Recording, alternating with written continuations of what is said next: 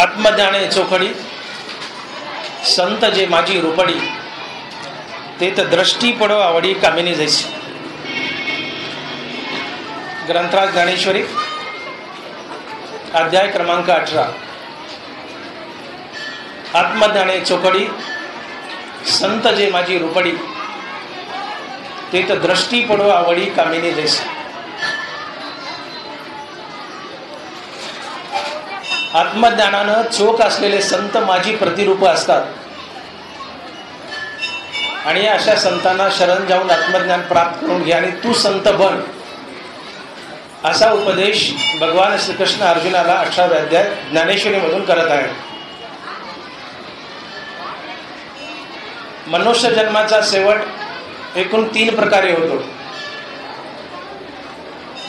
मनुष्य म्हणून जन्माला येणे आणि मनुष्य म्हणून मरणे. मनुष्य म्हणून जन्माला येणे आणि मोक्ष मिळवणे. मनुष्य म्हणून जन्माला येणे आणि संत पद मिळवणे. या 3 गोष्टीमधील शेवटची 3री जी गोष्ट आहे की मनुष्य म्हणून जन्माला येणे आणि संत पद मिळवणे, हा मानवी जीवनातला सर्वात मोठा लाभ असतो. आणि म्हणूनच तुकोबाराय बोलले की तुका म्हणे आता लाभ नाही या परता. मानवी जीवनातील सर्वात मोठा लाभ जर काय असेल तर संत पदाची प्राप्ती. तुका म्हणे आता लाभ नाही या परता. मनुष्य म्हणून जन्माला येणे आणि संत पद मिळवणे. मोक्षपद हा 4था पुरुषार्थ आहे, संत पद हा 5वा पुरुषार्थ आहे. म्हणून ज्ञानोबा बोलले चहू पुरुषार्थ श्री भक्ती जैसी. मोक्ष हा 4था पुरुषार्थ आणि त्याच्या माथ्यावर 5वा पुरुषार्थ आणि तो आहे संत पद की ज्याला ज्ञानोबा भक्ती म्हणतात. चहू पुरुषार्थ श्री भक्ती जैसी. मोक्षाने माणसाचं जीवन पूर्ण होतं, पण संत पदाने माणसाचं जीवन परिपूर्ण होतं. ज्यांना ज्यांना आत्मज्ञान झाले ते सगळे मुक्त असतात, परंतु जो मुक्तीवर भजनयुक्त असतो तो संत असतो. संत पदाची प्राप्ती हे सर्वात मोठा लाभ आहे. पण संत कुणाला म्हणावं? ज्यांना ज्यांना आत्मज्ञान झाले ते सगळे मुक्त असतात, परंतु जो मुक्तीवर भजनयुक्त असतो तो संत असतो. अर्थात जो ज्ञान गिळून गोविंद गातो तो संत असतो. म्हणून ज्ञानोबा बोलले ऐसा बोधची केवळू होऊन असे निश्चळू त्याही वरी भजन शिळू माझ्या ठाई. बोध झालाय, मुक्त झालाय, आत्मलाभ झालाय, पण मुक्त होऊ नये, मुक्तीवर भजनयुक्त आहे तो महात्मा असतो, तो संत असतो. त्याही वरी भजन शिळू माझ्या ठाई. मुक्तीवरी भजनयुक्त. जे जे भगवत भजन करीजेत तया भागवत मनीजेत. मुक्तीवरी भजनयुक्त महाभागवत उद्धव. नाथ बोलले तुम्ही आम्ही भगवंताचं भजन करतो, तुम्ही आम्ही फक्त भागवत आहोत. भागवत म्हणजे भक्त, पण जो मुक्तीवर भजनयुक्त आहे तो महाभागवत असतो, तो संत असतो. मुक्तीवरी भजनयुक्त महाभागवत उद्धव. निष्काम कर्म आणि निष्काम हरिनाम हे साधन असतंय आणि मोक्ष हे साध्य असतं. काही साधक मोक्षरूपी साध्य हाती आला की निष्काम कर्म आणि निष्काम नामरूपी साधन टाकून देतात आणि भगवंताच्या आत्मस्वरूपात विलीन होतात, ज्याला आम्ही मोक्ष म्हणतो. परंतु काही साधक मोक्षरूपी साध्य हाती आल्यानंतर देखील निष्काम कर्म आणि निष्काम हरिनाम ओरासी घट्ट पकडून ठेवतात आणि मुक्तीवर भजनयुक्त बनतात. आणि असा मुक्तीवर भजनयुक्त असलेला महात्मा संत असतो. मुक्त होऊन देव अनुभवता येतो, संत होऊन देव पाहता येतो. नवे नवे एवढंच नव्हे, देव संतांच्या अंकित राहतो आणि देव संतांचं दास्यत्व करतो. एका जनार्दनी भक्त देव त्यांचा अंकित दास होय. आपल्या वारकरी संप्रदायातील सगळ्या संतांचं भगवंतानं दास्यत्व केलं. चर्म रंगू लागे रोहिदासा संगे कबीराच्या मागे उच्च नीच काही नेने भगवंत तिष्ठे भाव भक्ती. हो, तुकोबाराने का अभंगात यादीच दिली की पांडुरंगानं भगवंतानं कुणाकुणाचं दास्यत्व केलं. मी बोललो, मुक्त होऊन देव अनुभवता येतो, संत होऊन देव पाहता येतो. एवढंच नव्हे, देव संतांच्या अंकित राहतो आणि त्यांचं दास्यत्व करतो. रोहिदास महाराजाला पांडुरंग खेटरा शिवू लागला, चपला शिवू लागला, चर्म रंगू लागे रोहिदासा सांगे, कबीराच्या चादरी विणू लागला, जनाबाईला दळू लागला, सावता महाराजाला खुरपू लागला. तुकोबाराच्या शिळ्या भाकरी खायला भंडाऱ्यावर जायचा, ज्ञानोबाराची भिंत ओढली, नाथाच्या घरी 36 वर्ष कावडीनी पाणी भरलं श्रीखंडाच्या रूपात, नाथांची सेवा केली, गंध पडून दिला. संत पदाची ओळख, ज्यांनी मुक्त होऊन देव पाहिलाय आणि देवानं ज्यांचं दास्यत्व केलंय, फक्त तेच संत असतात, इतर दुसरं कोणी नाही. ज्याच्याजवळ विवेक वैराग्य आहे आणि श्रीगुरूच्या कृपेने ज्याला आत्मज्ञान झालंय आणि जो मुक्तीवर भजनयुक्त आहे, असा महात्मा संत असतो. आम्ही अर्ध्या हळकुंडात पिवळे होतो. अर्ध्या हळकुंडात 4 कीर्तन आणि 4 प्रवचनं केली, 10 अभंग, 10 ओव्या पाठ झाल्या. आम्ही स्वतःला संत म्हणून घेतो. आम्ही स्वतःला संत म्हणून घेतो. इतकंच नाही तर आम्ही आमची बाजारात फोटो आणतो. बाजारात फोटो. आम्हाला जर कोणी एखाद्या माणसानं घरी चहाला बोलवलं, संध्याकाळी कीर्तन संपले, प्रवचन संपले आणि चहाला बोलवलंय, आम्ही घरात बसलेला असतो, आमच्या समोर सकाळच्या वेळी आमच्या फोटोची पूजा चाललेली असते. ज्ञानोबा बोलले, स्वकीर्ती कानी न ऐकावी, पूज्यता डोळा न देखावी, हा ऐसा अमुका न व्हावी असेची लोकी. आपली पूजा आपल्या डोळ्यानं पाहणं म्हणजे मरण आहे. पूज्यता डोळा न देखावी, आपल्या फोटोची आपल्या डोळ्यानं पूजा पाहणं म्हणजे त्या माणसाचं मरण आहे. आम्ही लोकांना, महाराज लोकांना आमची फोटो बाजारात आणली आणि आम्ही आमच्या डोळ्यानं त्या यजमानाच्या घरात फोटोची पूजा पाहतो, हे मरण आहे. शेकडो वर्षात एखादा संत जन्माला येतो. शेकडो वर्षात. तुकोबाराय आणि निळोबाराय या जोडीनंतर अजूनही अद्याप संत झाला नाही. निळोबाराय शेवटचे संत आहेत. शेकडो वर्षात एखादा संत येतो. बहु दुर्लभ आहे संत भेटी. काही मिळेल पण संतपद मिळणार नाही.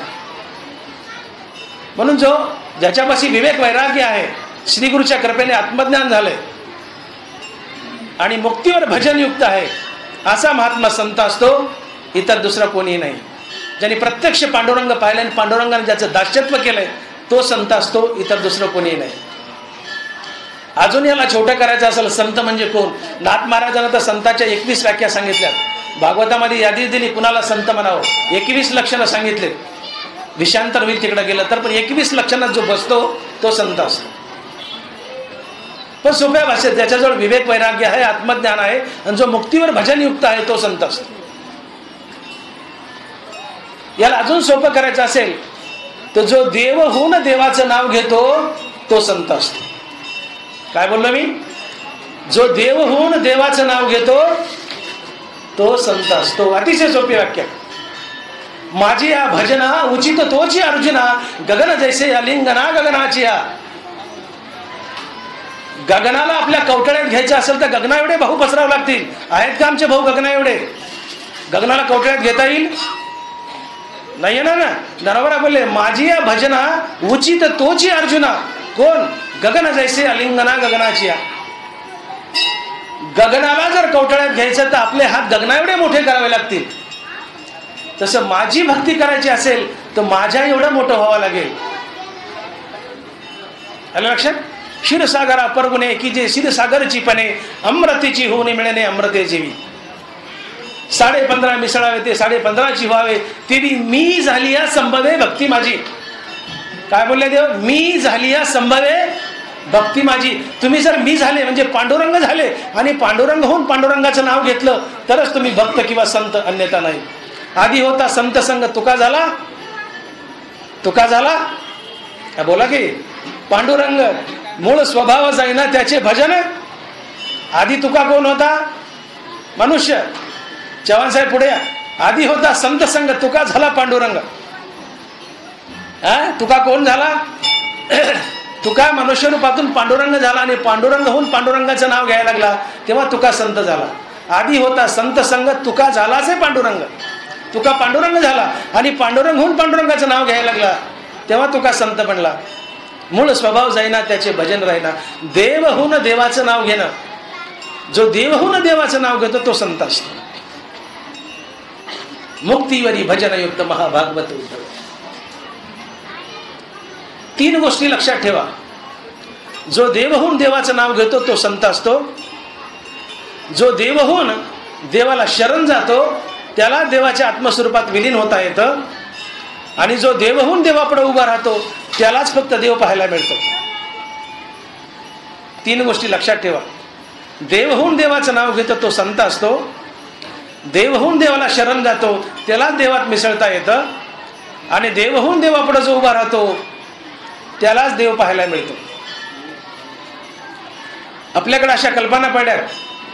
एखादा रगील माणूस असतो, रगील, देव आहे तर दाखवा मग. कुठे देव आहे? मी नाही आहे. देव आहे ना, देव आहे तर दाखवा मग. कुठे तुमचा देव? हा रगीलपणा. देव आहे तर दाखवा मग. तुम्ही ज्ञानेश्वरी उघडा पहिली ओळी पहा. पहिली ओळी, ओम नमोजी आद्या वेद प्रतिपाद्या जय जय स्मसवेद्या आत्मरूपा. ज्ञानेश्वरच्या खोल्यात शिरा.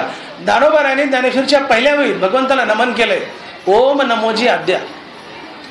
देवा तू जगाचा आधी आहेस. तुझ्या आधी कोण नव्हतं. जगात सगळ्यात आधी तू आला. एकला होता न कर्मेची म्हणून केली निर्माण 14ही भुवने. जगात सगळ्यात आधी कोण आला तर देवाला, म्हणून त्याला आद्या म्हटलंय. वेद प्रतिपाद्य असं वेदानं प्रतिपादन केले. जय जय स्मसवेद्य आत्मरूपा. तू आत्मस्वरूप विश्वव्यापी आहे, पण कसा आहे? स्मसवेद्य. मला इथं आणायचं तुम्हाला. जय जय स्मसवेद्य. स्मसवेद्य शब्दाचा अर्थ होतो जो स्वतःच स्वतःला पाहू शकतो त्याला स्मसवेद्य म्हणतात. देवच देवाला पाहू शकतो, मनुष्य नाही. तुम्हाला देव पाहायचा असेल तर आधी देव बनावं लागतं. देव बनून देवापुढे उभा राहावं लागतं, तेव्हा खरा देव पाहायला मिळतो. मनुष्य रूपातून देव पाहता येत नाही. नरबरा बोलले 15व्या अध्यायात, अगा सूर्योदय झाली या सूर्याची पाहावा धनंजया, तेवी माते मी या जाणावया मीच हेतू. सूर्याच्या प्रकाशानं सूर्य पाहता येतो, तसं देव होऊनच देव पाहता येतो, मनुष्य रूपातून नाही.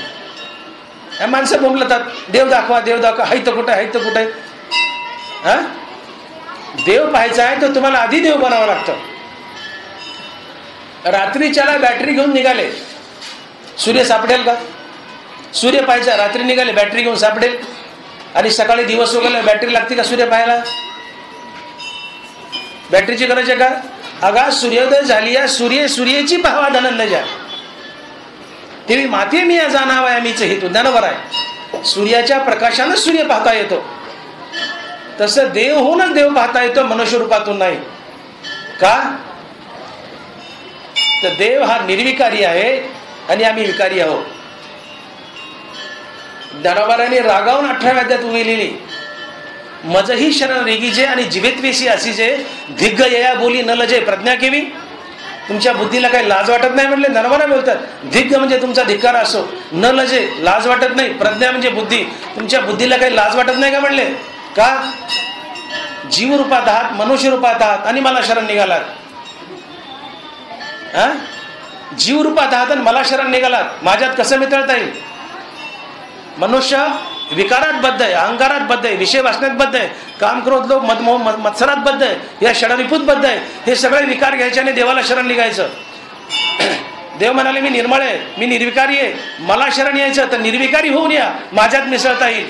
विकार घेऊन मला शरण निघाले, माझ्यात कसं मिळतं मिसळता येईल? लाज वाटत नाही का बोलले तुमच्या बुद्धीला? ज्ञानोबा बोलतात, मजही शरण रेगीजे आणि जीवितवेशी असीजे, दिग्ग यया बोली न लजे प्रज्ञा केवी. तुमच्या बुद्धीला काही लाज वाटत नाही म्हणले. मनुष्य रूपात आहात आणि देवाला शरण निघलात. देव निर्विकारी, तुम्ही मनुष्य रूपात विकारी आहात. विकार टाकान मला शरण या, देवाचं तोड देवाच्या तोडीचं व्हा, माझ्यात मिसळता येईल. म्हणून ज्ञानोबा बोले, सुवर्ण मनी सोनिया का कल्लोळ ये पानिया, तैसे माझ्या धनंजया शरण येतो. सोन्याला शरण जायचं सोनं बनून जावं, पाण्याला शरण जायचे पाणी म्हणून शरण जावं. पाण्याला शरण निघाले नाही तेल बनून निघाले, जाता येईल का?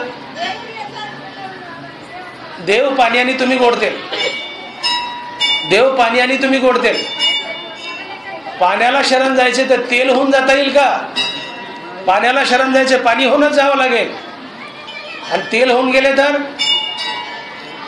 तेल पाण्यावर तरंगेल, कारण तेल पाण्यापेक्षा हलकं आहे. गुरुजींनी प्रश्न विचारला, तेल पाण्यावर तरंगतं का? तर म्हणले तेल पाण्यापेक्षा हलकं आहे. म्हणले तेलापेक्षा काय हलकं? पोरं म्हणले भजे. का तर भजे तेलावर तरंगतात. पाणी तरंगतं का? तर हलकं पाण्यापेक्षा, पण तेलापेक्षा हलकं काय? तर म्हणले भजे. का ते भजे तेलावर तरंगतात. विनोदाचा भाग सोडा. तेल होऊन जर पाण्याला शरण गेले तर पाण्यात मिसळता येत नाही. पाणी होऊन पाण्याला शरण जा, पाण्यात मिसळता येईल. मनुष्य रूपातून देवाला शरण गेले, देवात शरण होता येणार नाही. देव होऊन देवाला शरण जा, देवात मिसळता येईल. सुवर्णमणी सोनिया का कल्लोळ जैसे पानिया, तैसे मज धनंजया शरण येतो. पाण्याला पाणी होऊन शरण जावं, देवाला देव होऊन शरण जावं, तेव्हा देवात मिसळता येईल. म्हणून मी विधान केलं 3 गोष्टी की देव होऊन देवाचं नाव घेतो तो संत असतो, देव होऊन देवाला शरण जातो त्याला देवात मिसळता येतं, आणि देव होऊन देवापुढे उभा राहतो त्यालाच देव दिसतो. आणि म्हणून ओरडू नका की देव आहे तर दिसत नाही, देव आहे तर दाखवा. देव पाहायचं असेल तर तुम्हाला आधी देव बनावं लागतं, अर्थात संत बनावं लागतं. देव ते संत, देव ते संत, निमित्त त्या प्रतिमा. संत ते प्रत्यक्ष पुरुषोत्तम, ते चालते बोलते परब्रह्म. देव पाहायचं आहे ना, आधी देव बनावं लागतं. देव बनणं म्हणजे संत बनणं. तुकोबारायासारखं नाम, ज्ञानोबारायासारखं महासंत बनणं. संत बना, आत्मज्ञान संत बना, मुक्ती भजनयुक्त बना. संत बनणं म्हणजे देव बनणं, आणि देव बनून देवापुढे उभं राहिलं तर खरा देव आपाप समोर येतो, उभा राहतो, दर्शन देतो. म्हणून मनुष्य रूपातून देव दिसत नाही. देव पाहायचा, देव होऊनच देव पाहता येतो, मनुष्य रूपातून नाही. कारण देव निर्विकारी आहे, मनुष्य विकारी आहे.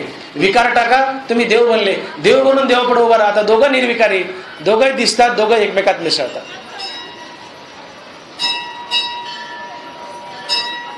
असा संत जो देव होऊन देवाचं नाव घेतो, असा संत आणि अशा संत पदाची प्राप्ती ही विश्वातील सर्वात मोठी प्राप्ती आहे. याच्या पुढे प्राप्त करायचं काही शिल्लक राहत नाही. म्हणून तुकोबाराय बोलले की तुका म्हणे आता लाभ नाही या परता. जगात बाकीचे सगळे लाभ माती मोलेत, एकच लाभ अविनाशी आहे, तो आहे संत पदाचा. जगामध्ये nothing is permanent, nothing is permanent except भगवंत अँड संत. जगातली प्रत्येक गोष्ट विनाशी आहे, फक्त भगवंत आणि संत सोडून. म्हणून संत पदाची प्राप्ती ही जगातील विश्वातील सर्वात मोठी प्राप्ती आणि सर्वात मोठा लाभ आहे. आणि हे संत पदाची प्राप्ती आम्हाला करून घ्या, आम्ही करून घ्यावी अशी भगवंताची आणि ज्ञानोबाराची इच्छा आहे.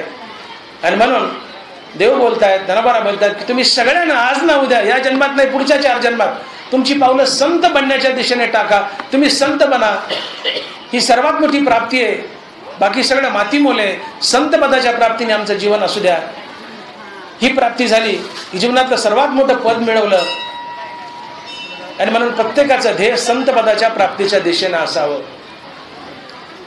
आणि एवढ्या करतात ज्ञानोबा म्हणतात मग तुला संत बनायचं ना, तर कसं बनशील? आत्मज्ञानानं चोख असलेले जे संत आहेत त्यांची शरणागती कर. म्हणून ज्ञानोबा बोलले आत्मज्ञाने चोखडी, संत जे माझी रूपडी, तेथ दृष्टी पडवावडी कामिनी जैसी. संताला कसं शरण जा म्हणले? कामिनी जैसी. कामिनी म्हणजे सुंदर देखणी मुलगी. ज्ञानोबाचे शब्द आहेत. कामिनी शब्दाचा अर्थ होतो सुंदर देखणी मुलगी. एखादी सुंदर देखणी मुलगी जर रस्त्यानं चालली तर तुम्ही लाख डोळे बंद करा, त्या रूपाची ताकद असते, नजर त्या रूपावर खेचल्याच जाते. तुम्ही लाख मान बाजूला करा, पण सुंदर तरुण मुलगी चालली रूपवान तर तिच्या तेजरूप रूपानं तुमची नजर तिकडे खेचल्याच जाते. ती रूपाची ताकद असते. ते तर दृष्टी पडव आवडी कामिनी जैसी. कामिनी म्हणजे सुंदर जवान तरुण मुलगी. अशा सुंदर जवान तरुण मुलीवर तुमची जशी प्रेमळ नजर पडते तशी संतावर प्रेमळ नजर पडू द्या आणि त्यांची शरणागती करा, त्यांची सेवा करा. ते तुम्हाला आत्मज्ञान देतील आणि संत बनवतील. म्हणून ज्ञानोबा बोलले, शब्द ज्ञानोबाचे, आत्मज्ञाने चोखडी, संत जे माझी रूपडी, ते तर दृष्टी पडो आवडी कामिनी जैसी. संतांची शरणागती करा, संत पद मिळेल. का बरं ज्ञानोबाचा हट्ट?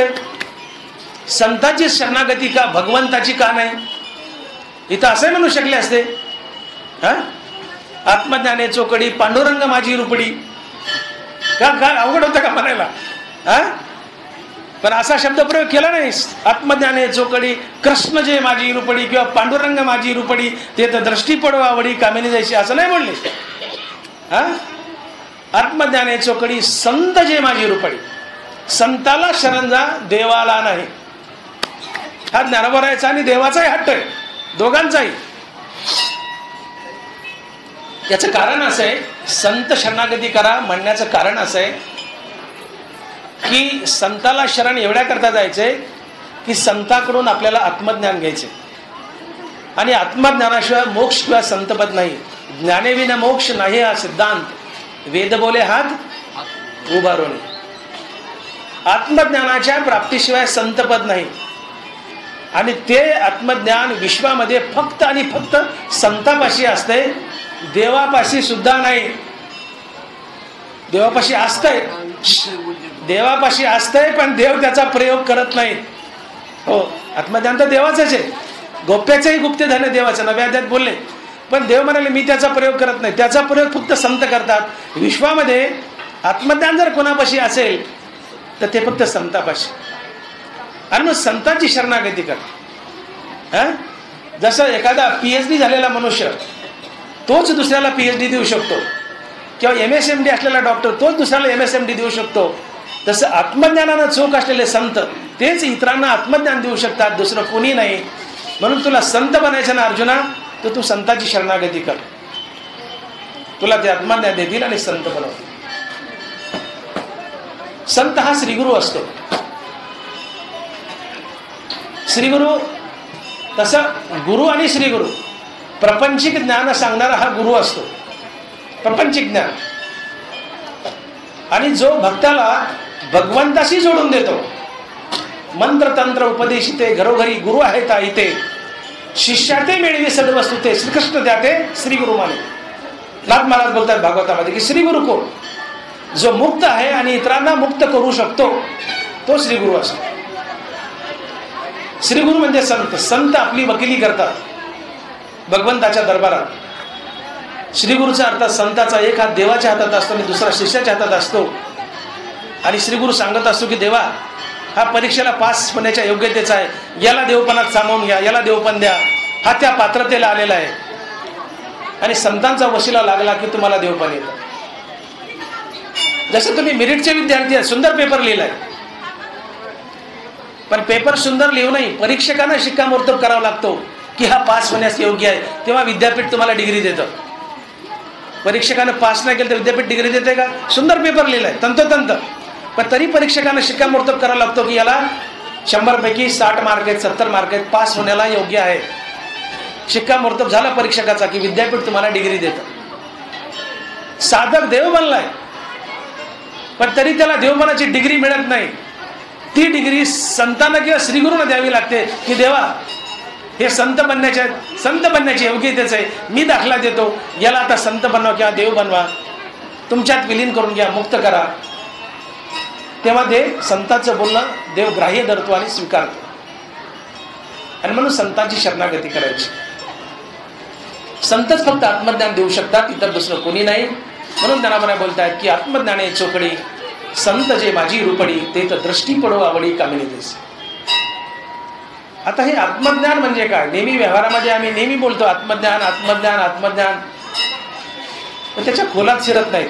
ज्ञान ज्ञान ज्ञान आत्मज्ञान, हे आत्मज्ञान म्हणजे काय आणि हे आत्मज्ञान होणं म्हणजे काय? जगामध्ये एकूण 3 प्रकारचे ज्ञान आहेत: विज्ञान, अज्ञान आणि आत्मज्ञान. विज्ञान, अज्ञान आणि आत्मज्ञान. प्रपंचिक ज्ञान म्हणजे विज्ञान. संसार कसा करावा, शोध कसे लावेत, गाड्या घोड्या बंगले जमिनी, एकमेकाचे मुंडके कसे मोडावेत, हे सगळं ज्ञान म्हणजे प्रपंचिक ज्ञान. लोकांचं मुंडकं म्हणून आपलं घर कसं भरावं हे वगैरे वगैरे सगळं आलं. व्यावहारिक ज्ञान, प्रपंच कसा चालावा, जीवन कसं जगावं, याला म्हणतात विज्ञान. प्रपंचिक ज्ञान म्हणजे विज्ञान. आता अज्ञान. प्रपंच सत्य आहे असा बुद्धीचा निश्चय म्हणजे अज्ञान. प्रपंचिक ज्ञान म्हणजे विज्ञान. प्रपंच सत्य आहे आणि मी देह आणि देहसंबंधीने माझा आहे म्हणजे अज्ञान. आता उरलं आत्मज्ञान. प्रपंच मिथ्या आहे, प्रपंच खोटा आहे आणि या विश्वात एक पांडुरंगच नटलाय, परमात्माच नटलाय, विश्व पांडुरंगानंच व्यापलंय आणि तो पांडुरंग मी आहे. मी आहे, आत्मा मी आहे आणि आत्म्याच्या रूपाने मीच विश्व व्यापलंय असा बुद्धीचा निश्चय होणे म्हणजे आत्मज्ञान. मी देह नसून किंवा देहसंबंधी मी देह आणि देह नसून मी आत्मा आहे असा बुद्धीचा निश्चय म्हणजे आत्मज्ञान. आणि जोपर्यंत आत्मज्ञान होत नाही तोपर्यंत मोक्ष किंवा संतपद लाभत नाही आणि आत्मज्ञान फक्त आणि फक्त संतच देऊ शकतात. आणि म्हणून ज्ञानोबा आग्रह करतात की आत्मज्ञानानं चोख असलेल्या संतांची शरणागती कर, त्यांची सेवा कर, तुला आत्मज्ञान होईल. आत्मज्ञानाची आणखीन सोपी व्याख्या करायची असेल तर मी कोण आहे हे स्वतःला यथार्थपणे जाणून घेणं म्हणजे आत्मज्ञान. मी कोण आहे. मी तुमच्या समोर बसलोय, डॉक्टर भागवत मोठे प्रवचन करतोय, मी डॉक्टर भागवत मोठेच आहे का अजून कोणी आहे हे यथार्थपणे जाणून घेणं म्हणजे आत्मज्ञान. मी कोण आहे, कुठून आलोय, कशा करता आलोय, मला कुठं जायचंय हे जाणून घेणं म्हणजे आत्मज्ञान. कोण आहे मी, माझा कायमचा पत्ता काय आहे, मला कोणत्या पत्त्यावर उतरायचंय. आज तुम्हाला वाटलं डॉक्टर मोठे साहेबाला डोळे दाखवायचे, माझा दवाखाना आदर्श नगरला आहे, डॉक्टर भागवत मोठे नेत्रतज्ञ आदर्श नगर बीड, मी डोळ्याचा डॉक्टर आहे, डॉक्टर भागवत मोठे आदर्श नेत्रतज्ञ आदर्श नगर बीड, या पत्त्यावर तुम्ही डोळे दाखवायला येता, या पत्त्यावर मला तुम्ही फोन करता, या पत्त्यावर तुम्ही मला पत्र पाठवता. कुठल्या? डॉक्टर भागवत मोठे नेत्रतज्ञ आदर्श नगर बीड या पत्त्यावर मला पत्र पाठवता. किती दिवस? माझं 59 वर्ष चालू आहे वय, अजून 41 वर्ष. 41 आणि 59 100. त्याच्या पुढं तुम्ही मला पत्र किती दिवस पाठवू शकता या पत्त्यावर? अजून 41 वर्ष. पांडुरंगाने दिलं तर 41 वर्ष. 41 वर्षांनी वाटलं की डॉक्टर मोठेला पत्र पाठवायचे, डॉक्टर भागवत मोठे नेत्रतज्ञ आदर्श नगर बीड या पत्त्यावर मला पत्र येईल का? येईल, पण माझ्या बायका बरोबर मिळेल, मला मिळेल का? हा, तुम्हाला मला पत्र पाठवलं तर या पत्त्यावर किती दिवस? 41 वर्ष. आणि 41 वर्षांनी पत्र पाठवायचं म्हणलं तर त्या टायमाला तुम्ही बी असले पाहिजेत ना, पत्र पाठवायला तुम्ही सुद्धा असले पाहिजे ना.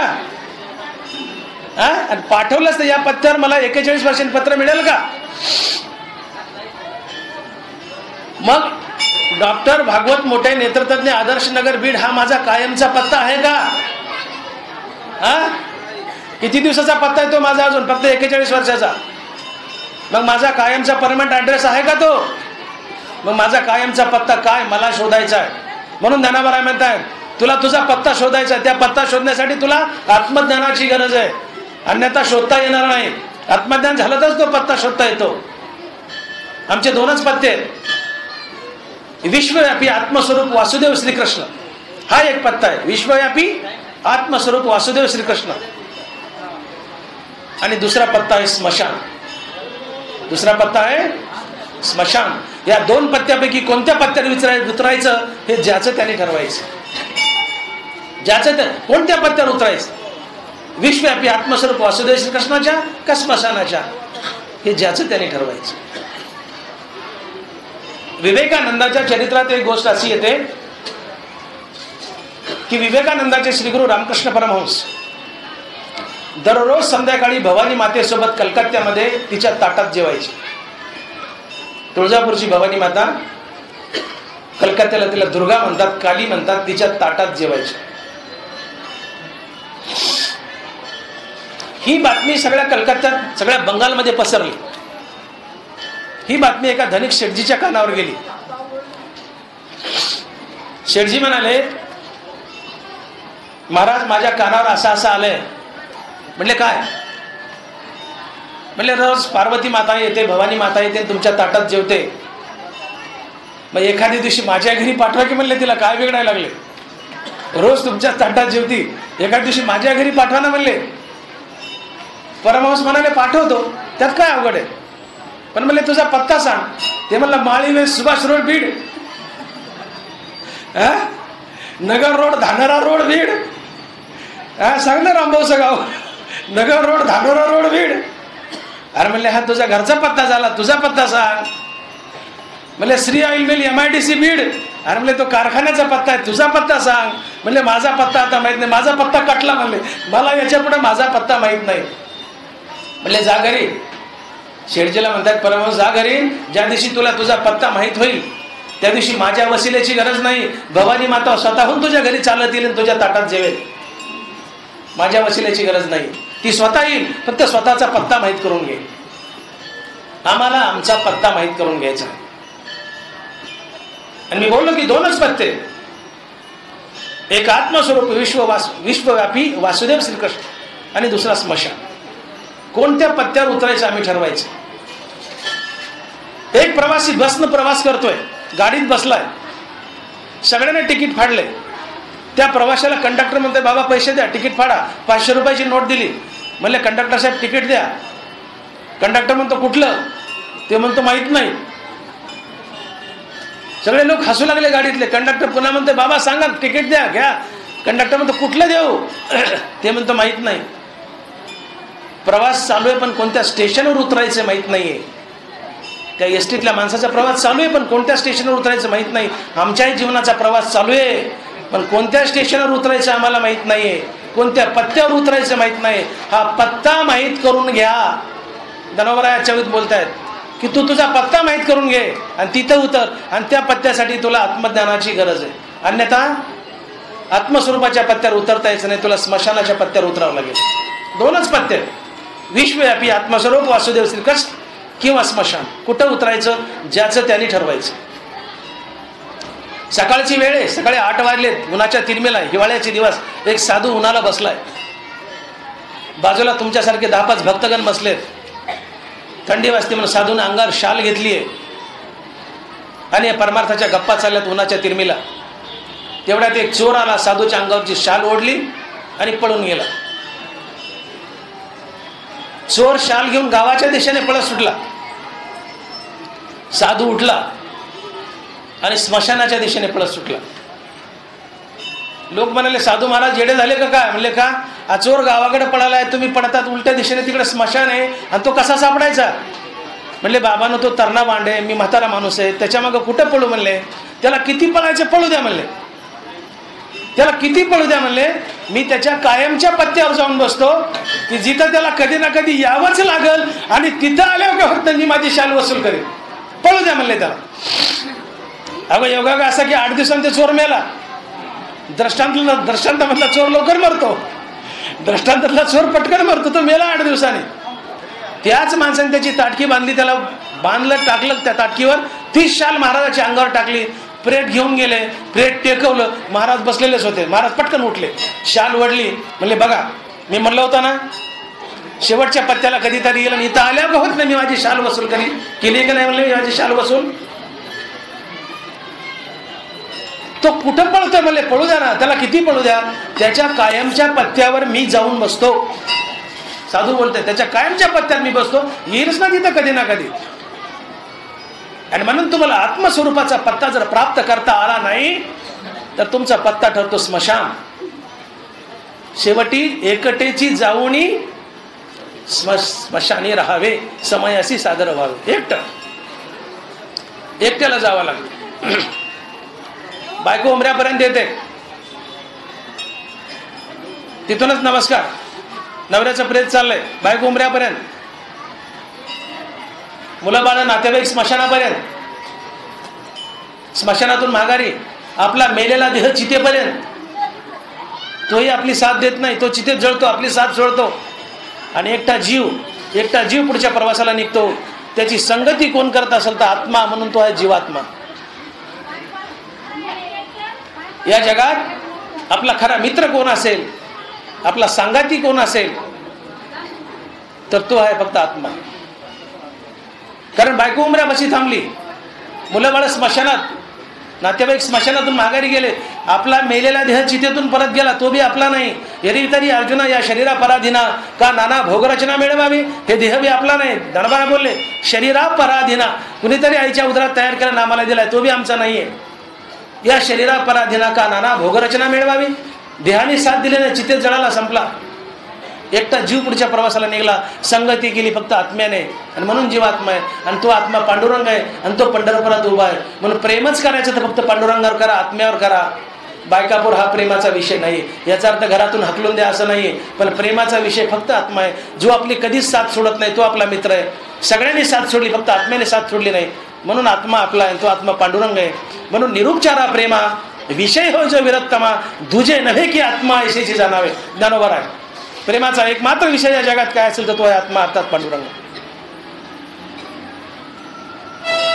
आणि म्हणून त्या पत्त्यावर आम्हाला पोहोचायचं आत्मस्वरूपाच्या, आणि पांडुरंगात विलीन व्हायचंय आत्मस्वरूपात, तर आम्हाला आत्मज्ञान प्राप्त करणं आवश्यक आहे. म्हणून हट्ट आहे ज्ञानोबरायचा, आत्मज्ञाने चोखडी संत जे माझी रूपडी, ते तर दृष्टी पडो आवडी कामिने दिसे. म्हणून प्रत्येकाचं ध्येय असावं आत्मस्वरूपाची प्राप्ती. कारण आत्मस्वरूपानं जीव दिव्य बनतो. जीव दिव्य बनणं म्हणजे जीव देव बनणं. ज्ञानोबा राय फक्त 21 वर्षाचे, अल्पसं आयुष्य. किती? फक्त 21. चांगदेव 14. ज्ञानोबरायचं जीवन 21 वर्ष, चांगदेव 1400 वर्ष. पण त्याच्या जीवनाला काही लाज होती का चांगदेवाच्या? त्याला चांग्याशिवाय कोणी बोलत होतं का? पुढे संत झाला पण त्याला चांग्याशिवाय कोणी बोलत होतं का? मुक्ताईने कृपा केली आणि त्याला चांगदेव महासंत बनवलं. मने चांगदेव मुक्ताईचं 1400 वर्षाचं जीवन आत्मज्ञानाविना निरर्थक होतं, निरर्थक, मातीमोल. 1400 वर्ष जगला पण ठेचा खात जगला. मुक्ताईने 1400 वर्षानंतर आत्मज्ञान मिळून गेलं, तेव्हा त्याच्या जीवनाला दिव्यत्व आलं. ज्ञानोबरायचं जीवन 21 वर्षाचं पण दिव्य होतं का? जीवनात आत्मज्ञान होतं. चांगदेव 1400चा पण जीवनामध्ये आत्मज्ञान नाही, पण जीवनाला दिव्यता नव्हती, देवत्व नव्हतं. लाताखात माणूस जगतं, किती जागा. विज्ञान तुम्हाला दीर्घायू बनेल, विज्ञान तुमचं आयुष्य वाढेल. 100 वर्ष नव्हे, 420 वर्ष जगून तुम्हाला श्री 420 बनवेल. कोण? विज्ञान. काय बोललो मी? विज्ञान 100 वर्ष नव्हे, 420 वर्ष जगून श्री 420 बनवेल. याने फक्त जीवन दीर्घायू होईल. जीवन दीर्घायू होऊन कामाचं नाही. याचा अर्थ जास्त जगू नका असे मला म्हणायचं नाही, जरूर जगा, पण नुसतं जगूनही अर्थ नाही. धोंड्यासारखं पृथ्वीवरी पाषाण नव्हे ती काही. विज्ञान तुम्हाला दीर्घायू बनेल, दीर्घायू बनून कामाचं नाही, तर जीवन दिव्य बनावं. आणि जीवन दिव्य तेव्हाच बनतं जेव्हा जीवनात आत्मज्ञान येतं. आणि म्हणून हा हट्ट आहे की आत्मज्ञानानं चोख असलेल्या संतांकडे जाऊन त्यांच्याकडून आत्मज्ञान प्राप्त करा, आणि तुम्ही आत्मज्ञानी बना, म्हणजे संत बनाल.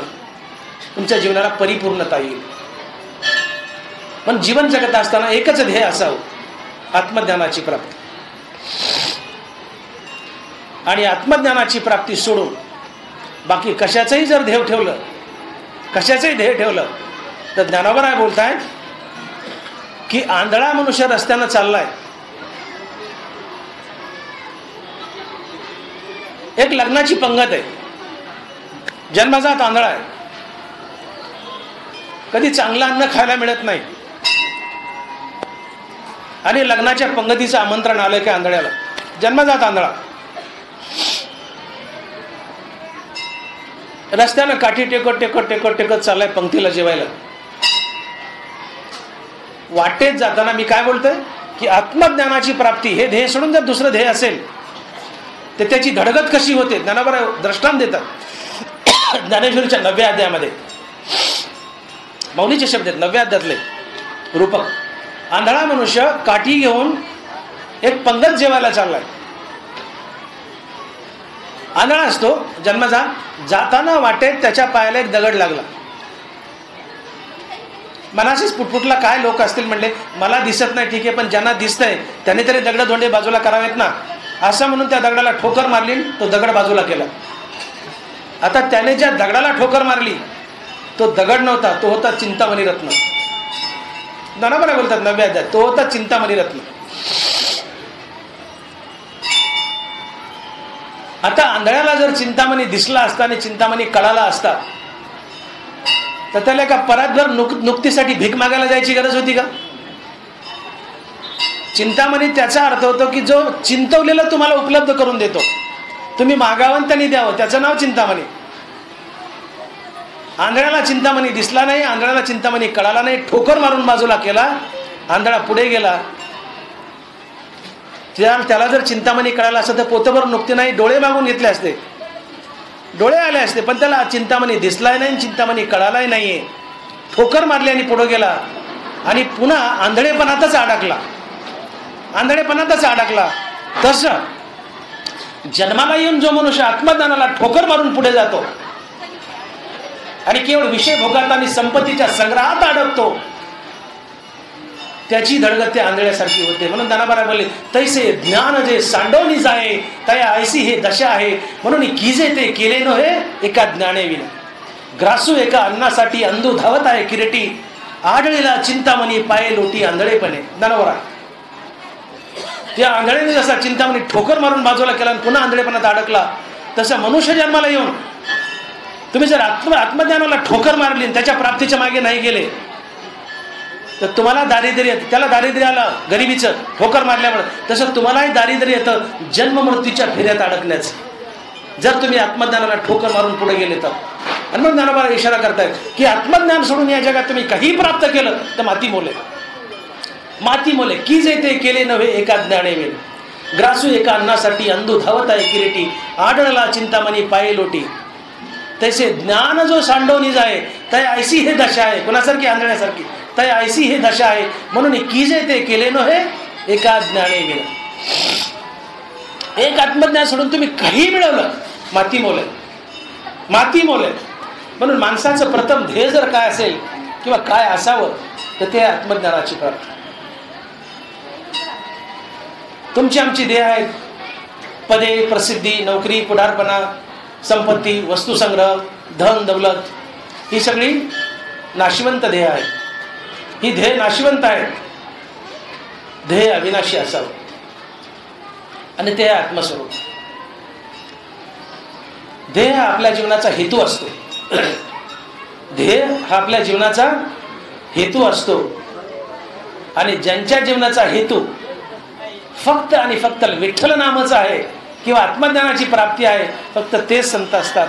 म्हणून तुकोबाराय म्हणले, तेची संत ज्यांचा हेत विठ्ठली, नेनती काही टानाटोना नामस्मरणावरचे. कुणाला संत म्हणावं? अनेक व्याख्या आहेत. ध्येय आमचा हेतू असतो.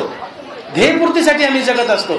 ध्येय आमचा हेतू आहे आणि आमच्या जीवनाचा हेतू एकच असावा, आत्मज्ञानाची प्राप्ती. आणि आत्मज्ञान प्राप्त करून पुन्हा भगवंताचं नाम, अर्थात आमच्या जीवनाचा एकच हेतू असावा, विठ्ठल नाम. आणि ज्यांच्या जीवनाचा हेतू फक्त आणि फक्त विठ्ठल नाम आहे ते संत असतात. म्हणून तुकोबाराय, तेची संत ज्यांचा हेत विठ्ठली, नेनती काही टानाटोना नामस्मरणावाची.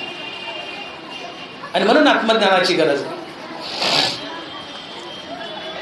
आत्म्याला टीबी झालाय. ज्ञानोबा बोलतायत, आत्म्याला काय झालाय? टीबी. आणि मन विटाळलंय. शब्द ज्ञानोबारायचे बोली सांगतो. आत्मया जीवबुद्धी लागली असे क्षय व्याधी, ते जयाची सन्निधी निरोजा करी. ज्ञानोबा 13वा अध्याय. आत्मया जीवबुद्धी लागली असे क्षय व्याधी. क्षय म्हणजे टीबी. आपण म्हणतो ना क्षयरोग झाला. क्षय म्हणजे क्षय येते, क्षयरोग. क्षयरोग झाला. क्षय लोकांना म्हणतात ते क्षयरोग झाला. ते क्षय नसून क्षय आहे. क्षयरोग म्हणजे टीबी. बरोबर आहे. आत्म्याला टीबी झालाय. ज्ञानोबा म्हणतात, कशाचा टीबी झालाय? कशाचा टीबी झालाय? स्वतःला जीव म्हणून घेण्याचा. आत्मया जीवबुद्धी लागली असे क्षय व्याधी, ते जयाचे सन्निधी निरोजा करी. म्हणजे आत्म्याला क्षयरोग झालाय. कशाचा? स्वतःला जीव म्हणून घेण्याचा. तैसा आत्मा चोकटू परी प्रवर प्रकृतीशी एकवटू बांधे प्रकृती धर्माचा पाठू आपण पया. आत्मा हा शुद्धच आहे. तुम्ही जीव जीव जीव म्हणतो आपण, हा परमात्माची परी दुसरा, अहंकाराचे निदसुरा. आत्मा स्वतःला जीव म्हणून घेतो का? तो प्रकृतीच्या सानिध्यात येतो आणि प्रकृतीचे गुणधर्म आपल्यावर ओढून घेतो. बांधे प्रकृती धर्माचा पाठू आपण पया, किंबहुना आत्मा चोकटू होनी प्रकृतीशी एकवटू बांधे प्रकृती धर्माचा पाठू आपण पया. आत्मा हा शुद्धच आहे शरीरात असलेला, पण तो प्रकृतीच्या मायेच्या सानिध्यात जातो आणि तिचे गुण आपल्यावर ओढून घेतो आणि स्वतःला जीव म्हणू लागतो. आणि आत्मा जेव्हा स्वतःला जीव म्हणतो, ज्ञानावरा याला टीबी म्हणतात, क्षयरोग म्हणतात. आत्म्याला टीबी झाली म्हणजे आत्म्याला क्षयरोग झालाय.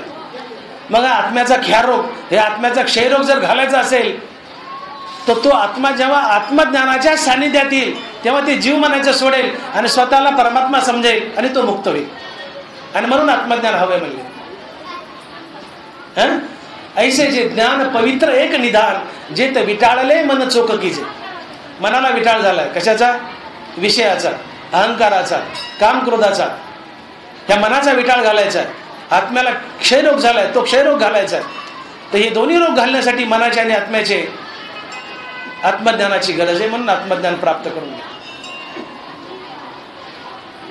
म्हणून ज्ञानावराचा हट्ट आहे की संतांना शरण जा आणि आत्मज्ञान प्राप्त करा. त्याशिवाय तुमची जीवबुद्धी जाणार नाही आणि जीवाचा देव होणार नाही.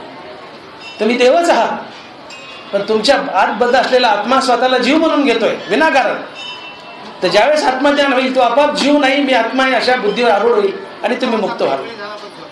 हा मुक्त होता परी बळे झाला बद्ध घेऊन या छंद माझे माझे तो को बरा आहे. हा आलं लक्षात? आणि म्हणून आत्मज्ञान हवंय. आत्मज्ञान झाल्यानंतर एखाद्या पुरुषाला आत्मज्ञान झालं ते कसं ओळखायचं? मोठी मौज आहे बघा. आम्ही कुणालाही संत म्हणतो, पण ज्ञानोबांनी सांगितलंय की संत कुणाला म्हणावं? आत्मज्ञान झाला तोच संत असतो. आणि त्या पुरुषाला आत्मज्ञान झालं हे कसं ओळखावं? आता तुम्ही आम्ही म्हणू साहेब मी इतके दिवस झालं प्रवचनामध्ये रात्रंदिवस कीर्तन ऐकतोय, प्रवचन ऐकतोय, पकवास वाजतोय, चाल म्हणतोय, मला आत्मज्ञान झालंय. कशावरून? तू म्हणतो म्हणून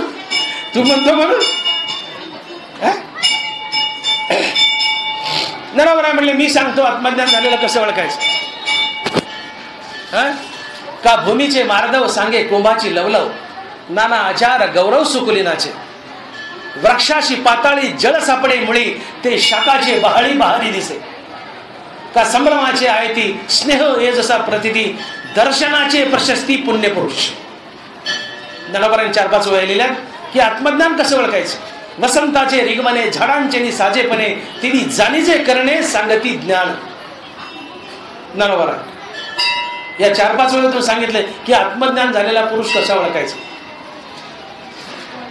सूर्य उदयाला येण्याच्या आधी त्याची प्रभा आधी येते. सूर्य मागून येतो, आधी प्रभा येते. तांबडं फुटलं म्हणतो ना आपण, तांबडं म्हणजे ती प्रभा असते. सूर्य उदयाला येण्याच्या आधी प्रभा येते, मागून सूर्य येतो. तसं संतपण जीवनात येण्याच्या आधी सद्गुण आधी जीवनात येतात आणि मग संतपणा येतो. वसंताला कशा म्हणतो? झाडं फुलं आणि पानानं नटली. झाडं फुलं पानानं नटली की वसंताचं आगमन झालं. तसं साधक सद्गुणाने नटला की समजून घ्यायचं त्याला आत्मज्ञान झालं. वसंताचे रिगमने झाडांचे नि साजेपणे, झाडं सजली झाडांचे नि साजेपणे तेवी जाणीजे करणे सांगती ज्ञान. इंद्रियानं गलिच्छपणा टाकून दिला आणि फक्त चांगल्याच गोष्टी करू लागले, समजून घ्यायचं त्याला आत्मज्ञान झालं आणि तो महात्मा आहे. हात उठेल दान देण्यासाठी, हात उठेल आशीर्वाद देण्यासाठी, आत्मज्ञान झालं. डोळा पवित्र राखील, कान पवित्र ऐकल, पांडुरंगाचेच गुण ऐकल, डोळ्याने पांडुरंगाचंच रूप पाहिल, जिभा पांडुरंगाचंच नाव घेईल, पाय तीर्थयात्रेलाच जातील, प्रत्येक कर्म देवाची पूजा म्हणूनच केला जाईल, हात दानासाठीच उठेल, आशीर्वाद देण्यासाठीच उठेल. इंद्रियानं दुष्कृत्य टाकून दिली, चांगली कर्म करू लागली की समजून घ्यायचं याला आत्मज्ञान झालं. ती जाणीजे करणे सांगती ज्ञान. करण म्हणजे इंद्रिय, इंद्रियाने गलिच्छ गोष्टी सोडल्या आणि चांगल्याच गोष्टी करू लागले. समजून घ्यायचं ते तर दुष्ट गुण न मिळे निशेष, चैतन्याचा वास झाला माझी. तुकोबरा संतांची ओळख. ते तर दुष्ट गुण न मिळे निशेष, चैतन्याचा वास झाला माझी. त्याच्या जीवनात चैतन्याचा आत्मज्ञानाचा वास झाला. कोणाच्या? की ज्याच्या जीवनात एकही दुष्ट गुण सापडत नाही, सगळे सद्गुणच सापडतात, त्याला आत्मज्ञान झालं. झाडाचं मूळ पाण्याला गेलं, कशाने ओळखायचं? वर टवटवी आली, शाखाचे बहाळी बाहेर दिसे. जमीन भारी, कशाने ओळखायचं? तिच्यात उगलेल्या पिकानं. लुसलुसीत पीक आहे, भारी जमीन आहे, अनुमान प्रमाण. एखादा मनुष्य भेटला, तो भेटला की प्रसन्न वाटलं, समजून घ्यायचं पुण्यवान आहे. आणि त्याचं तोंड पाहिलं की आपल्याला वाटलं बाबा बाबा बाबा हे कशाला पुढं आलं, समजून घ्यायचं पापी आहे. बरोबर बोलतात. संभ्रमाची आहे ती, स्नेह जैसा ये प्रतीती, दर्शनाचे प्रशस्ती पुण्यपुरुष. समोरची व्यक्ती पुण्यवान आहे, कशी ओळखायची? त्याची आपली नजरभेट झाली की आपल्याला प्रसन्न वाटावं. वा वा वा वा वा वा वा वा वा. समोरच्याच्या भेटीने प्रसन्न वाटलं, समजून घ्यावं पुण्यवान व्यक्ती आहे. आणि त्याला पाहिलं की माथ्याला तिडी कुठली, समजून घ्यावं पापी. दर्शनाचे प्रशस्ती पुण्यपुरुष. तसं साधक सद्गुणानं नटला, सगळ्या चांगल्याच गोष्टी जीवनात आल्या की समजून घ्यावं आत्मज्ञान झालं.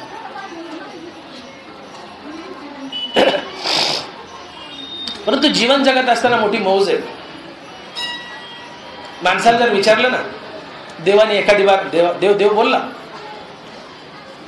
देव जर बोलला ना आपल्याला कधी एखाद्या वेळेस की बाबा तुला एवढं सुंदर शरीर दिलंय मी, एवढे पॉश कपडे घालून फिरतो, वर लाल खाली पांढरं, वर लाल खाली पांढरं, एवढे पॉश कपडे घालून फिरतो, इन करून आयटीत, इन करून फिरतो आयटीत डुलत डुलत, बाबा तुला एवढा सुंदर नरदे दिला मी, याचं काय चीज केलंस?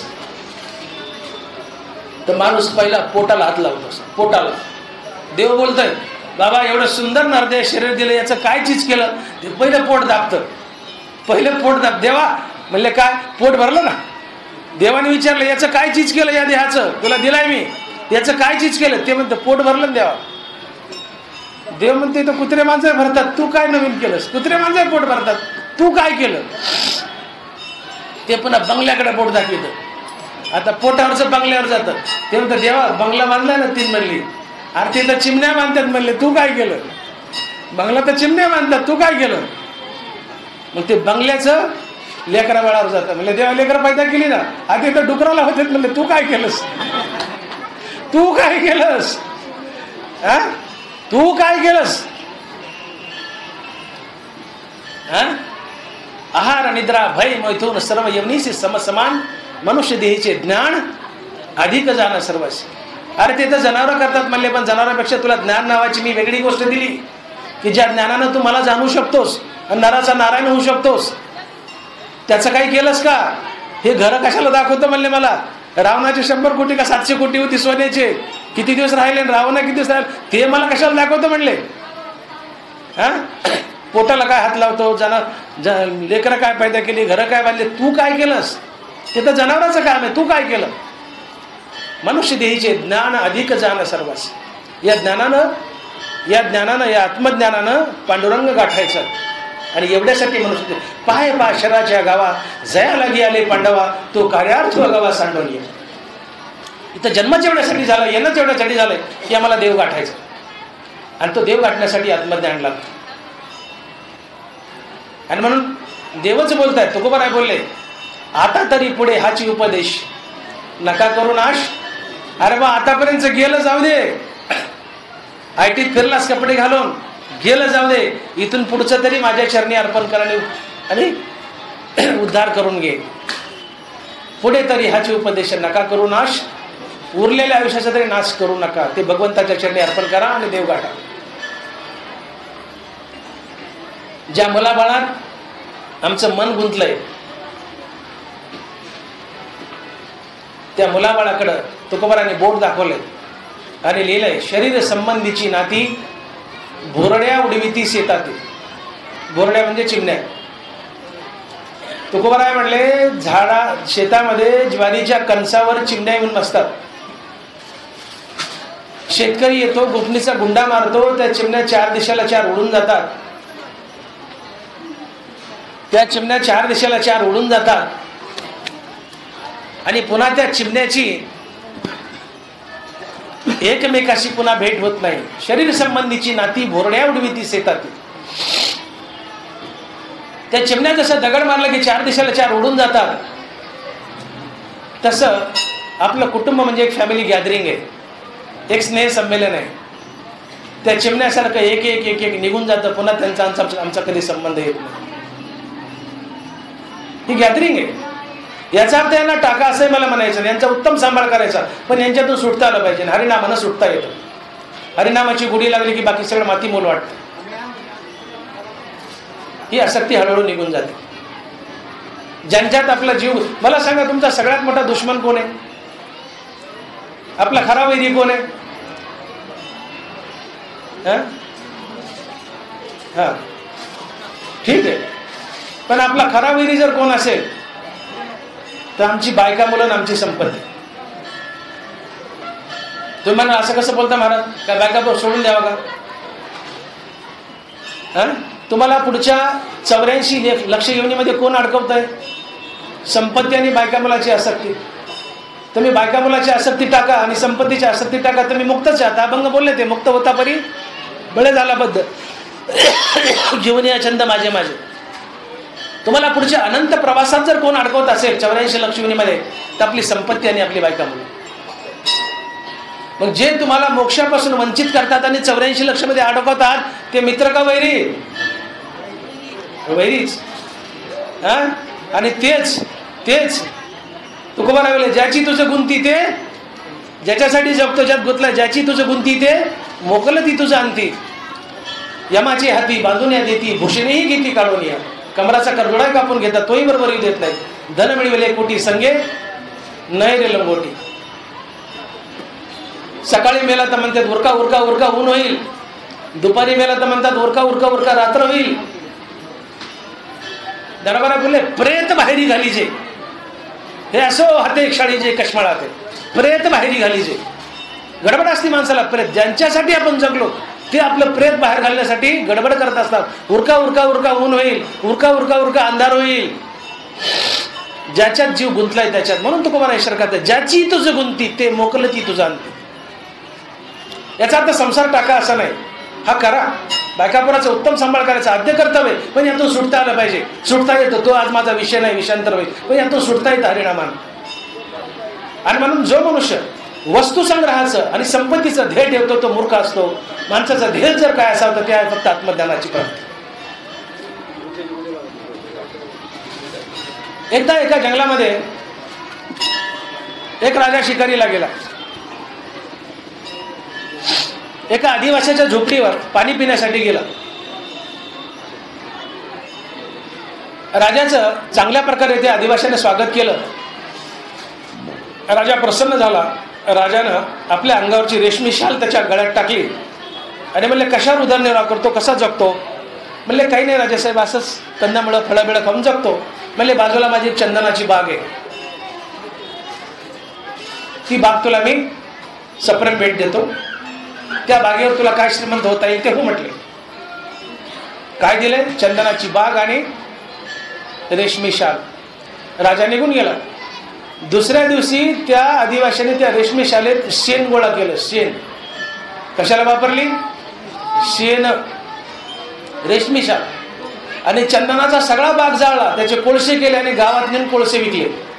त्याला काय काय मिळालं असेल मोल त्याचं कोळशाचं?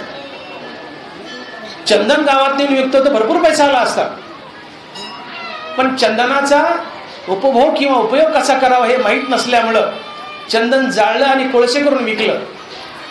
तसं या देहाचं सार्थक कसं करावं हे माहीत नसल्यामुळं आम्ही उभं आयुष्य वस्तू संग्रहात, विषय भोगात खर्च करतो आणि शेवटी या देहाचे कोळसेच करतो. ते आदिवासासारखं मनुष्य चुकतो. म्हणून वस्तू संग्रह किंवा संपत्तीचा संग्रह तो करायचा, पण केवळ त्याने ते ध्येय न ठेवता ध्येय एकच ठेवा, आत्मज्ञानाची प्राप्ती, की ज्याने देव भेटतो. आणि मग ज्ञानाला बोलतात आत्मज्ञाने चोखडी संत जे माझी रुपडी, ते तर दृष्टी पडवा आवडी कामिले देश. या जगात सर्वात मोठं जर काय असेल, अमृतासारखं गोड काय तर अमृत, आणि आत्मज्ञानासारखं मोठं काय तर आत्मज्ञानच. नरवरा खेदानी बोलले, जया प्राणी याच्या ठाई या ज्ञानाची आवडी नाही, तयाचे जियाले म्हणू काही वरी मरण चांगलं. ज्या माणसाला आत्मज्ञानाच्या प्राप्तीची आवड नाही तो जिवंत असून काही कामाचा नाही, तो मेलेला बरा म्हणले. वरी मरण चांग. आत्मज्ञानाच्या प्राप्तीची आवड नाही. समजा 50 वर्ष वय आहे, पुढे 50 वर्षांनी मेला. आज जिवंत मड आहे, 50 वर्षांनी मेलेलं मड आहे. आत्मज्ञानाची आवड नसेल, स्मशानात कोणाच्या अंत्ययात्रेला गेला ते का जिवंत मड्यापुढे मेलेलं मड जळत असते. एवढंच असते फरक आहे, ते मेलेले तुम्ही जिवंत, पण ते मडच जिवंत मड. धर्माला बोलतात, जया प्राणी याच्या ठाई या ज्ञानाची आवडी नाही, तयाचे जियाले म्हणू काही वरी मरण चांग.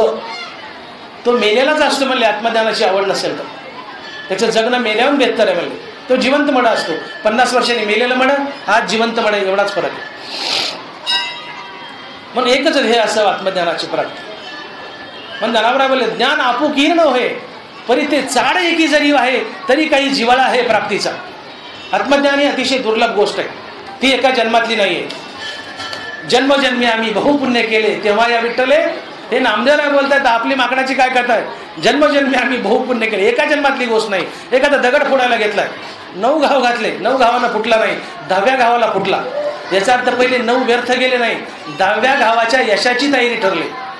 या जन्मात आत्मज्ञान हवं या दिशेने तोंड फिरवलं, भले नाही झालं तर त्या दिशेने तोंड फिरलंय, पुढच्या काही जन्मात होईल. पुढच्या यशाची आजचा जन्म तयारी ठरतो, त्या दिशेने तोंड फिरवा. अर्जुनाने प्रश्न केलाय, देवा ज्याला मोक्षाने आत्मज्ञान हवंय आणि दुर्दैवानं त्याचा आयुष्याचा सूर्य जर मावळला, आत्मज्ञान प्राप्तीला निघालाय, मोक्ष प्राप्तीला निघालाय आणि मोक्ष मिळाला नाही, मध्येच मेला, त्याची गती काय होते. ननवराय बोलले, भगवंतानं उत्तर दिले, तव कृष्ण मनती पार्था. ननवराय बोलली, तव कृष्ण मनती पार्था. जया मोक्षपदी असता तया मोक्ष वाचून अन्यथा गती असे का. अरे जो मोक्षाच्या दिशेने आत्मज्ञानाच्या दिशेने निघालाय त्याला मोक्षाशिवाय काय गती म्हणले. एखादा मुक्काम जास्त पडेल, 4 जन्म जास्त लागतील, पण त्याला मोक्षच मिळतो म्हणले. फक्त त्या दिशेने तोंड फिरवा. आणि म्हणून काही माणसं जर पंक्तीला बसले आणि स्वयंपाक सुंदर झाला तर काही लोक नुसती स्तुती करतात, वा वा वा वा काय स्वयंपाक झाला, काय स्वयंपाक झाला. काही खातात, काही स्तुती करतात. एखादा असा असतो ते स्वयंपाकाच्या खोलात शिरतो, हा स्वयंपाक चांगला झालाच कसा, याच्या खोलात शिरतो आणि तिथं चांगला स्वयंपाक बनवतो. काही लोक श्रीमंताची स्तुती करतात, काही श्रीमंताची स्तुती ऐकतात, काही त्या खोलात शिरतात, हा श्रीमंत झालाच कसा, स्वतः तेवढा श्रीमंत होतो. काही लोक संताची स्तुती करतात, काही लोक संताची स्तुती ऐकतात, पण काही लोक त्याच्या खोलात शिरतात, हा संत झालाच कसा, त्याच्या खोलात शिरतात आणि स्वतःही संत बनतात. याला जिज्ञासू भक्त म्हणतात. आणि अशा जिज्ञासू भक्ताला आत्मज्ञान होत असते आणि संतपदाची प्राप्ती होत असते. आणि म्हणून मानवी जीवनातलं सर्वोत्तम फळ जर काय असेल, मानवी जीवनातलं सर्वोत्तम फळ जर काय असेल तर ते आहे संतपदाची प्राप्ती. पण परमार्थाचं सर्वात मोठं फळ काय आहे तर संतपदाची प्राप्ती. ज्या परमार्थाला फळ आहे तो परमार्थ माणसाला करावासा वाटत नाही, माणसाला करावासा वाटत नाही. आणि ज्या संसाराला फळच नाही तो संसार तोंडावर पडू पडू करतात. फलकट तो संसार येत सार भगवंत, फलकट तो संसार येत सार भगवंत. परमार्थाला सुंदर फळ आहे ते आहे संतपद. संसाराला फळच नाही. संसार करणारा संपतो, संसार मागे उरतो. परमार्थ करणारा तरतो आणि परमार्थही संपतो. म्हणून परमार्थात लाभ आहे, संसारात लोभ आहे. परमार्थात लाभ आहे संतपदाचा, परमार्थात लोभ आहे. आणि वस्तूचा लोभ न होणं हाच लाभ असतो. वस्तूचा लोभ टाळा, तुम्ही संतच आहेत. वस्तूचा लोभ टाळला तीच विरक्ती आहे. वस्तूचा लोभ आहे म्हणून बंधनात आहेत, माझे माझे म्हणून हो घेऊन या छंद. वस्तूचा लोभ हेच बंधन आहे. वस्तूचा लोभ टाका, तुम्ही मुक्तच आहेत. परमार्थात लाभ आहे, संसारात लोभ आहे. वस्तूचा लोभ न होणं हाच लाभ असतो आणि हा लाभ असतो संतपदाचा. वस्तूचा लोभ टाका. झाले 5 मिनिट प्रवचन, 5च मिनिट संपलेला.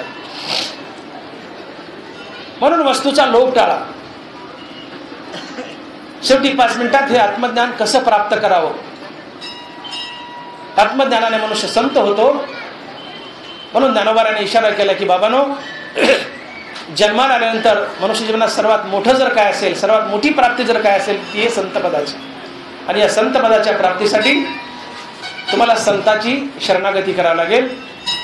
कारण आत्मज्ञान फक्त संतापाशी आहे, संताशिवाय इतर कोणी आत्मज्ञान देऊ शकत नाही. म्हणून संताला शरण जा, संतच आत्मज्ञान देतील आणि तुम्ही आत्मज्ञानी होऊन तुम्ही संत बनाल. तर हे आत्मज्ञान मिळवायचं कसं, शेवटचा टप्पा. ज्ञानोबारांनी ज्ञानेश्वरीमध्ये सगळं सांगितले, कुठं जायचीच गरज नाही. सगळं गबाळ ज्ञानेश्वरीमध्ये, सगळं गबाळ, फक्त ते पाहता आलं पाहिजे. बघा तुम्ही, तुम्हाला सद्गुरू, आत्मज्ञान, सगळ्या गोष्टी आपोआप शोधत येतात, आपोआप. ज्ञानोबा बोलतात, मी पुढे सांगेल तुम्हाला बोल. एकूण 4 प्रकारची कर्म आहे, निषिद्ध, काम्य, नित्य आणि नैमित्तिक अशी 4 प्रकारची कर्म आहेत. निषिद्ध म्हणजे घाणेरडी कर्म, काम्य कर्म म्हणजे स्वर्गप्राप्तीच्या उद्देशाने केलेली कर्मे, नित्य नैमित्तिक म्हणजे आपण दैनंदिन जीवनात करतो ती कर्मे. निषिद्ध कर्मातून पाप जन्माला येतं, काम्य कर्मातून पुण्य जन्माला येतं. तर निषिद्ध कर्मे करू नका. ज्ञानोबा बोलतात ज्ञानेश्वरीमध्ये, निषिद्ध कर्मे करू नका, तुमच्याकडे पाप येणार नाही. काम्य कर्म करू नका, तुमच्याकडे पुण्य येणार नाही. काम्य कर्म म्हणजे यज्ञ करणे वगैरे वगैरे. निषिद्ध कर्म करू नका, तुमच्याकडे पाप येणार नाही. काम्य कर्म करू नका, तुमच्याकडे पुण्य येणार नाही. नित्य नैमित्तिक कर्म जरूर करा, पण त्याचंही फळ पुण्य ते भगवंताला अर्पण करा. ते फळ भगवंताला अर्पण करा, तुमचं जीवन पाप पुण्यरहित होईल. निषिद्ध कर्म करू नका, पाप तुमच्याकडे येणार नाही. काम्य कर्म करू नका, पुण्य तुमच्याकडे येणार नाही. नित्य नैमित्तिक कर्म करा, पण त्याचं पुण्य भगवंताला अर्पण करा, तुमचं जीवन पाप पुण्यरहित होईल. आता उरलं संचित. ज्ञानोबा बोलले, धरवणी वेचे सरे तसे प्राचीन भोगे सरे, ते तर नवे तव नव उपकरे काही करो. आपण घरामध्ये रांजणामध्ये किंवा टिप्यामध्ये किंवा टाकीमध्ये पाणी साठवले, धरवणी, वणी म्हणजे पाणी, साठवलेलं पाणी वापरलं जसं संपतं, तैसे भोगे प्राचीन पुरे. प्राचीन म्हणजे प्रारब्ध, संचित. साठवलेलं पाणी जसं संपून जातं वापरल्यावर, तसं संचित किंवा प्रारब्ध भोगून संपायचं. निषिद्ध कर्म केलं नाही, पाप आपल्याकडे आलं नाही. पुण्य, काम्य कर्म केलं नाही, पुण्य आपल्याकडे आलं नाही. नित्य नैमित्तिक कर्म केलं, त्याचं फळ भगवंताला अर्पण केलं, आता जीवन पाप पुण्यरहित राहिलं. उरलं संचित. ते पाणी जसं सांडतो आपण, खर्च करतो, तसं हे भोगून खर्च करा, संचितही संपलं. आणि याला ज्ञानोबारांनी ज्ञानेश्वरीत साम्य दशा म्हटलंय. ज्ञानोबा लिहितात, इथं पाप पुण्य समान होतं, दोन्ही 0. आता जीवनात पापही 0 आणि पुण्यही 0. याला साम्य दशा म्हटले ज्ञानोबारांनी 18व्या अध्यायात. ऐशी कर्म साम्य दशा होय ते तर विरेशा, मग श्री गुरु अपेसा भेटेची गा. मला इथं आणायचं होतं तुम्हाला. ज्या श्रीगुरूच्या बळावर तुम्हाला आत्मज्ञान होतं, तो श्रीगुरु कसा येतो. ऐशी कर्म साम्य दशा होय ते तर विरेशा, मग श्री गुरु अपेसा भेटेची गा. आम्हाला मोठी चिंता पडते की आम्हाला श्रीगुरु भेटेल का, आम्हाला संत भेटतील का. तुम्ही सदशिष्य बना, सद्गुरूची काळजी करू नका. माझ्या विठोबाचा कैसा प्रेमभाव आपणची देव. तुम्ही सद्गुरूची वाट पाहू नका, तुम्ही सदशिष्य बना, सद्गुरू तुम्हाला शोधत येतो. आणि सदशिष्य कधी व्हाल हे मी बोललो. ऐशी कर्म साम्य दशा, पापही 0 पुण्यही 0, कर्म साम्य दशा. अशी दशा जीवनात आली की सद्गुरूला तुम्हाला शोधत यावं लागतं. ऐशी कर्म साम्य दशा होय तिथे विरेशा, मग श्री गुरु अपेसा भेटेची का. तो आपाप येतो.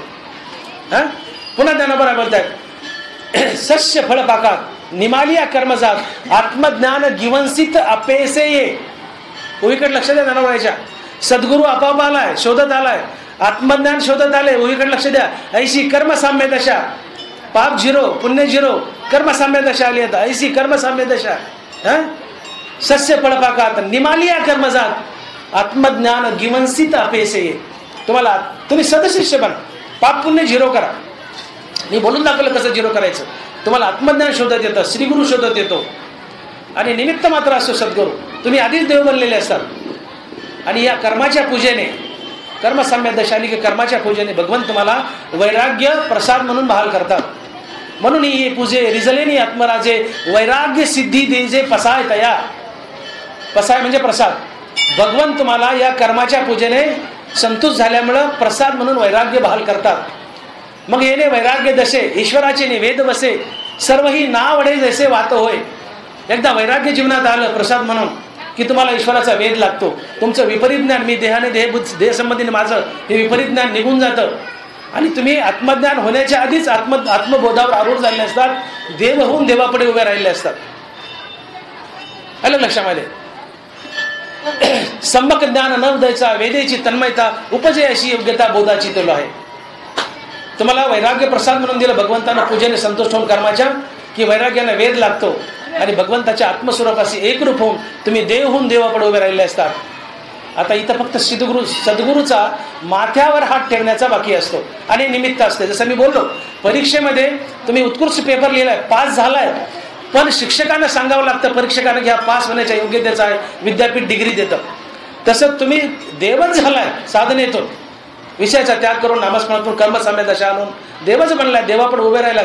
फक्त श्रीगुरूनं सांगावं लागतं की देवा हा देव बनण्याच्या योग्यतेचा आहे, याला देव बनवा, याला संत बनवा. फक्त एवढं बोलावं लागतं. म्हणून काना वचनाचे भेटी सरिसाची पैकिरीटी वस्तू होऊन उठी कवन एक जोड.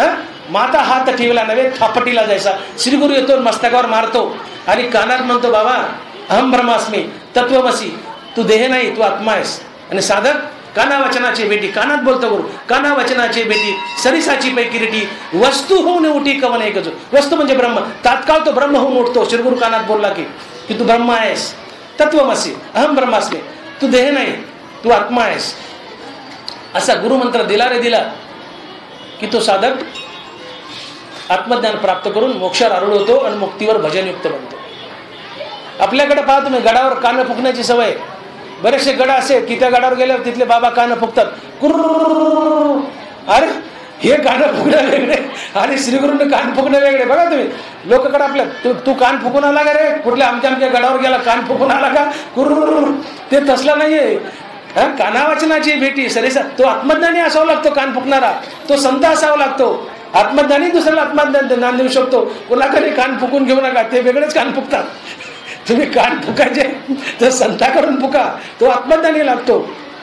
म्हणून मी बोललो की आत्मज्ञानी पुरुषच समोरच्याला आत्मज्ञान देऊ शकतो. MSMD झालेला डॉक्टरच दुसऱ्याला MSMD देऊ शकतो. आणि म्हणून जगामध्ये, विश्वामध्ये सर्वात महान लाभ जर काय असेल तर तो आहे संतपदाचा. माणसाचं जगणं जेवण्यासाठी असावं की मला संतपदाची प्राप्ती करायची, एवढं ध्येय असावं. आणि त्या संतपदाची प्राप्ती तेव्हाच होते ज्यावेळेस तुमच्या पदरी आत्मज्ञान येईल. आणि हे आत्मज्ञान फक्त संतच देऊ शकतात, इतर दुसरं कोणी नाही आहे. आणि म्हणून ज्ञानोबा असा हट्ट करतात की बाबा आत्मज्ञानाने चोख असलेले संत माझं प्रतिरूप आहे, त्यांना शरण जा, त्यांची सेवा कर आणि त्यांच्यावर अशी प्रेमळ नजर टाक की एक कामुक पुरुष जशा सुंदर देखण्यात तरुण सुंदर मुलीवर टाकतो, ज्ञानोबाचे शब्द आहे ते तर दृष्टी पडू आवडी कामिनी जशी. एखादी देखणी सुंदर तरुण मुलगी असेल, तिला जसं अपाद मस्तक निहाळतात, कारण रूप तुमचे डोळे खेचून घेतं, तिच्यावर जशी प्रेमळ नजर पडते तशी संतावर प्रेमळ नजर पडू दे. त्यांची सेवा कर, त्यांची चाकरी कर आणि या सेवेने तुला ते प्रसन्न होऊन आत्मज्ञान देतील. तूही आत्मज्ञानी होशील, संत होशील, अर्थात देव होशील. आणि हे जीवनाचं सगळ्यात मोठं सार्थक असतंय. म्हणून ज्ञानोबा बोलतायत, आत्मज्ञाने चोकडी संत जे माझी रूपडी, ते तर दृष्टी पडो आवडी कामिनी जैसी. पुंडलिक वरदे विठ्ठल श्री ज्ञानदेव गोपाल कृष्ण भगवान माऊली ज्ञानेश्वर महाराज जगद्गुरु तुकाराम महाराज की जय. विठ्ठला विठ्ठला विठ्ठला विठ्ठला विठ्ठला विठ्ठला.